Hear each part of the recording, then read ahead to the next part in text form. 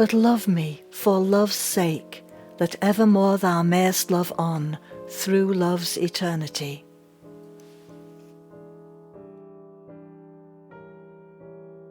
Elizabeth Barrett Browning's story is one of resilience and rebellion. Poet, rebel, visionary.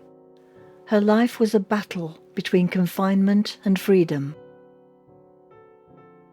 Born in 1806 into a family whose fortune derived from Jamaican sugar plantations, she was the eldest of 12 children and a prodigy, reading Homer at 8, writing epics at 12.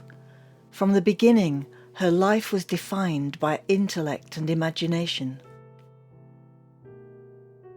Then came the shadows.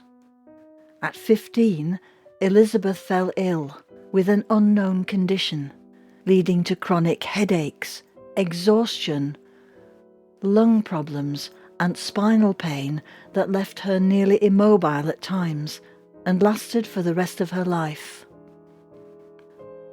Laudanum, opium in a bottle, became her lifeline. For years she lived as a semi-invalid in her father's London townhouse, confined to dim rooms.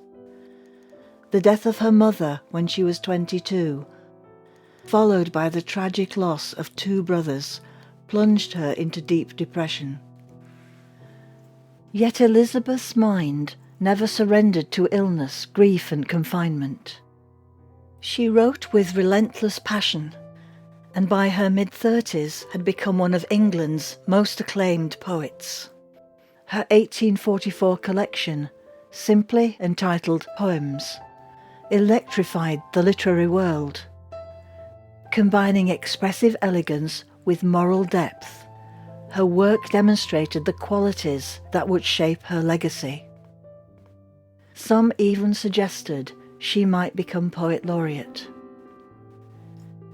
Then, in January 1845, came the letter that changed her life. "I love your verses with all my heart, dear Miss Barrett." Robert Browning, a rising poet 6 years her junior, began an intense correspondence with her. 4 months later, when they finally met, he saw beyond her illness and frailty. She was not conventionally beautiful, but her dark curls framed a strikingly expressive face, sympathetic eyes, full lips, and a smile that lit up the room. Soon after that first meeting, Robert declared his love. But Elizabeth's father, Edward Barrett, had forbidden all his children to marry, under threat of disinheritance. Elizabeth warned that if Robert mentioned marriage again, she must refuse to see him at all. Yet Robert's patience and quiet persistence allowed their relationship to grow into deep love. Within 18 months of meeting in secret, she agreed to become his wife. In September 1846, they married secretly, and a week later escaped to Italy. Edward Barrett promptly disinherited and disowned her. Letters from Florence were left unopened on his desk, and he never spoke to her again. But marriage, freedom, and the beauty of Florence transformed Elizabeth's life. They moved into Casa Guidi, a suite of spacious rooms with a terrace, and at 43, after several miscarriages, she gave birth to their son Robert, known as Pen. Elizabeth Browning's second edition of poems included her love sonnets, written during their courtship and early marriage. They are the most intimate and profound expressions of love in English literature. But her voice reached far beyond love. The cry of children exposed child labour. The runaway slave at Pilgrim's Point condemned slavery. Aurora Leigh championed women's independence. She wrote of Italian liberty and corrupt power, defying Victorian norms. They had 15 years together in Italy, writing, loving, raising their son, and fighting for causes that mattered. On the 29th of June 1861, Elizabeth died in Robert's arms. He never remarried. Elizabeth Barrett Browning's life is a testament to courage. Told she was too sick, too old, too broken, she chose love over fear, freedom over safety, and life over slow death. Her words still echo in Sonnet 43.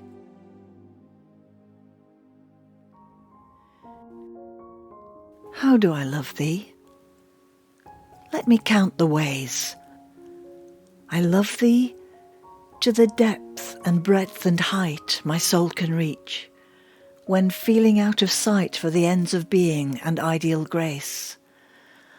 I love thee to the level of every day's most quiet need, by sun and candlelight. I love thee freely, as men strive for right. I love thee purely, as they turn from praise.